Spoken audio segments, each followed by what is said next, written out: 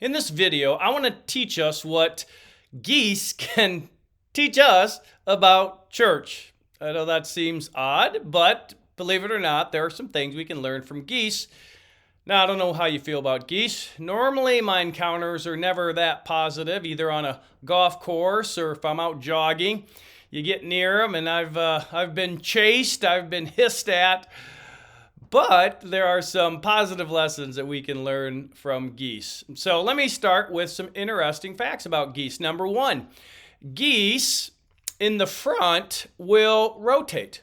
When one lead goose gets tired, it changes place with one in the wing of the V formation and another takes the point. Number two, by flying as they do, the members of the flock create an upward air current for one another. Each flap of the wings literally creates an uplift for the bird immediately following. By flying in a V formation, the whole flock gets 71% greater flying range than if each goose flew on its own. Number three, when one goose gets sick or wounded, two fall out of formation with it and follow it down to help and protect it. They stay with the struggler until it's able to fly again. And number four, the geese in the rear of the formation are the ones who do the honking. I'm sure you've heard honking geese fly over you. It's their way of announcing that they're following and that all is well. The repeated honks encourage those in front to stay at it. Now, you might find that interesting or not, but there's a point to this, all right? It's not just about geese. I think there's some lessons that we can learn. Probably even more than I'm going to give, but here are three things. When I came across this information about geese, it really got me thinking about the church. What our churches can learn about geese. Number one, the church accomplishes more when it works together. Notice the formation, it's V. V stands for victory. We want to be victorious in our lives, then we need to get connected to a church, but not just any church, a church that is working together, that has unity of purpose and mission. Number two, the church needs to help those who are hurting. That is one of the responsibilities of the church.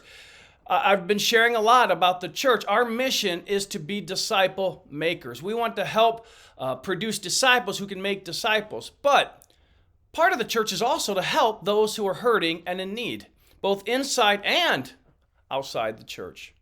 And number three, the church should encourage each other to keep pushing forward. We need to honk each other on like the geese do, to keep going. We're doing it. We got this. So those are just some things to learn. I mean, kind of just to summarize that is that the Christian life, discipleship, disciple making is a team sport. It's not just an individual trying to do it on their own. We live in a very individualized society, and sometimes we lose the understanding that, and especially when you study the scriptures, that we were never meant to walk with Jesus alone. It is a team sport. It's something we do together.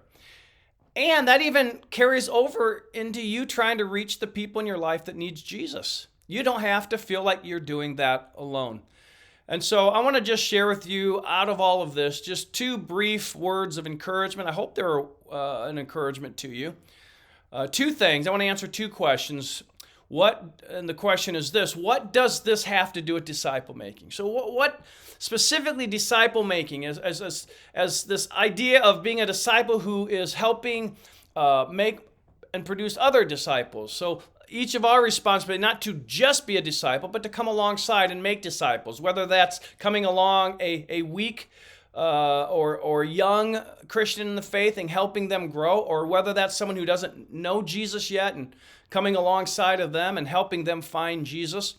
And specifically my focus this week 2 in the disciple-making life, is really our focus still kind of on pre-discipleship, evangelism. So this is more specifically targeted towards evangelizing. Number one is this: you don't have to try and reach others alone. You don't have to do it alone. The church is there, and should be there anyways, to help equip and support disciple makers in developing the skills and the confidence to reach their friends and family members. We've put so much emphasis on getting people that need Jesus to our churches. And what we've done is we've neglected equipping up those that are already in our church to go out into their worlds.